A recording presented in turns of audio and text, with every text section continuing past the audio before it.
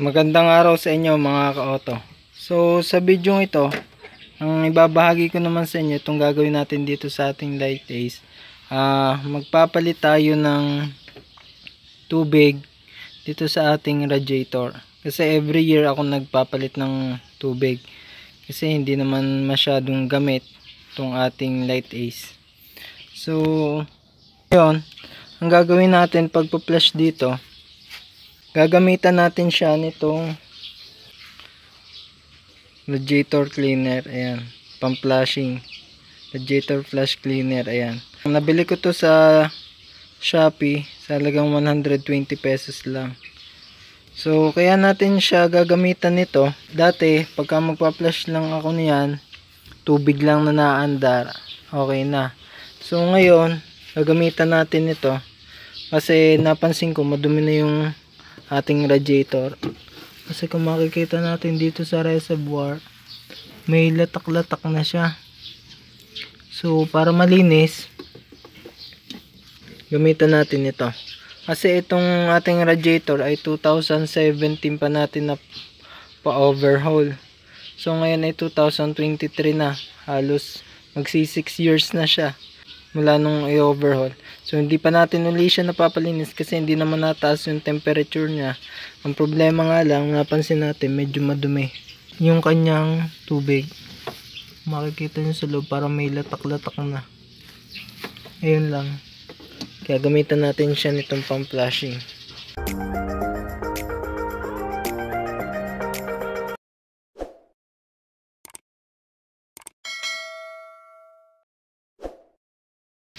So, ang sabi dito sa instruction, sa likod, napakadali lang naman daw nito. Patayin daw yung makina. So, hindi pa natin na-start yung makina natin. Malamig yung engine natin. Tapos, yung, patagasin lang daw natin ng kaunti. Tapos, lagyan natin nito. Tapos, saka natin paandarin ang halos 10 minuto. Tapos, i-flush natin. Habang pinaandaran, may nakalagay na tubig, yan, para ma-flush. Tapos lalagyan na natin yung pagka malinis na yung ating tubig. So distilled lang yung ating ginagamit dito. So far okay naman, di tayo nagkukulant. So tinanong ko din dito kung safe ba to, sa may turbocharged engine, kasi yung turbo natin nalalagyan din siya ng tubig galing dito sa ating radiator. Nalalamig din siya nun, baka mamaya makasama. So safe naman daw. So try natin to. Ang gagawin ko dito, didrain ko na lahat muna yung stock na tubig, tapos lalagyan natin panibago para yung bago natin ilagay itong pang flushing natin, para yung maduming tubig may labas niya, tapos yung natitirang latakan siya madadaanan itong pang flushing. Tingnan natin kung mas maganda yung kalabasan niya. So ito, sa pagpapalit lang naman ito, napakadali lang. May drain bolt po tayo dun sa baba.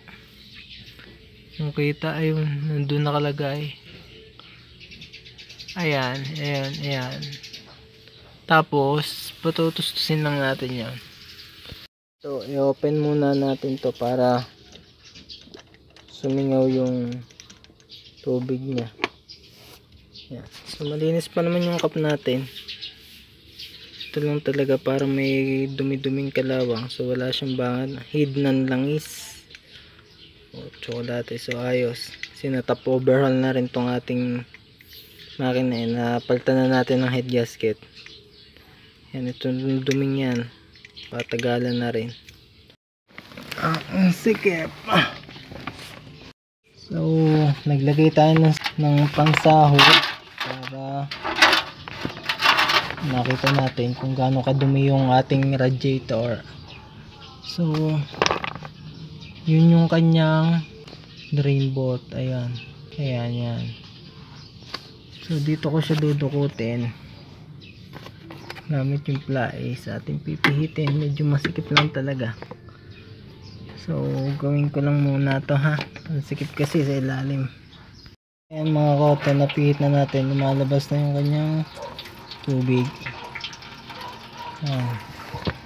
So sinahod natin, makikita natin kung gaano kadumi. mahina lang muna. Pagka pinisil natin to, pinihit natin to ng sobra, baka sa pagkanto yung tapon niya, basa pa tayo.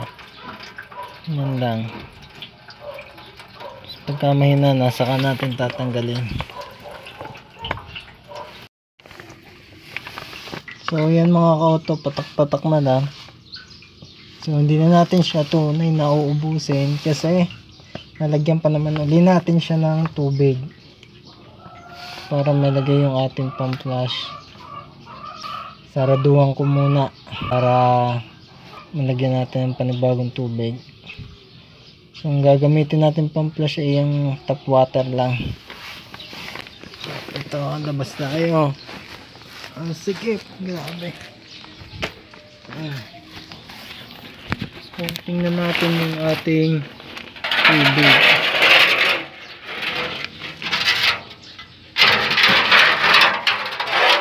Ito yung ating tubig na natanggal. So hindi naman pala siya madumi. Malinis siya, oh. Maputi, walang kulay na kalawang. So itong duming to, dumi to ng ating palanggana. So malinaw naman pala. Dadalawang isip tuloy ako kung gagamitan pa natin pang flash. Siguro yung madumi lang siguro nakita natin sa reservoir ay yung ating reservoir mismo. Kaya madumi. So malinis naman pala, oh. Ang puti. Unlike nung sa iba nakapapanood ko, nakikita ko ganito ka itim. So ito yung sa reservoir natin. Tingnan natin. So hindi rin naman pala siya tunay na kadumihan. Pero may nakikita akong mga kaunting latak dun sa loob na medyo malabo. Makikita na sa camera. So, hindi siya naman pala siya tunay na kadumihan. Ayan, oh. Puti pa rin. So linisin ko na lang din siguro to. Ayan. So nagdadalawang isip na ako ngayon kung gagamitan natin yung pang radiator flashing natin o tago na lang natin, saka na lang natin gamitin, reserva natin, saka na lang natin gamitin pagka talagang sobrang dumi na. So lilinisan ko na lang to. So ayun nga mga ka-auto, nag-decide tayo na i-flash na lang natin tong ating radiator gaya ng ating dating ginagawa. So hindi na natin ginamit yung ating pang radiator flashing kasi malinis naman. So tago na lang natin yon, saka na lang natin gamitin pag talagang sobrang dumi na nito. So malinis naman pala yung loob niya, kaya pala hindi naman tayo nag-overheat. So ito ang ginawa natin, tinanggal natin yung ating drain bolt dun sa baba. Ayan. Tapos nilagyan natin to ng hose. Tapos yung tamang lakas lang. Ayan, na hindi siya mauubusan ng tubig. Tapos ang gagawin natin dyan, bubuhayin natin yung makina. Buhayin natin yung makina nya para mag-circulate yung tubig dun sa ating head. May labas na yung madumi, kung may madumi pa. Ayan.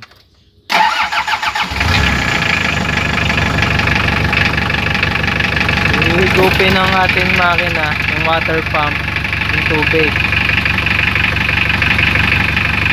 Ayan.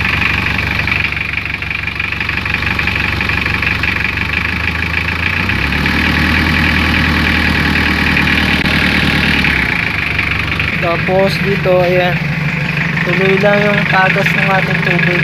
So ganyan yung ginagawa ko, tutustos ko yung tubig hanggang sa luminaw na, saka ako papatayin. Mga ka-auto, so nirev natin para mahigop nung water pump natin yung tubig, mag-circulate dito sa ating head palabas. May tapo na, malinaw naman talaga, malinis na yung tubig. So papatayin na natin to. Saraduhan na natin yung drain bolt, tapos saka natin sasalinan ng distilled. So yun ang ating gamit na distilled Nature Spring. So mas maganda yung distilled kasi dati nung mabili ko to, ang nakalagay lang sa kanya ay tap water. So pagka tap water lang yung ating gamit, kinakalawang itong ating radiator. May nagsabi sa atin, may nag-advise sa atin na ang gamitin daw nga natin ay yung distilled. Simula nun, mapa-overhaul natin yung radiator. Distilled na yung ating nilagay. Dati Wilkins pa yung nakagamit ko. Isang ngayon, yan na, Nature Spring. Mas mura siya. Distilled, basta distilled water. Ayan.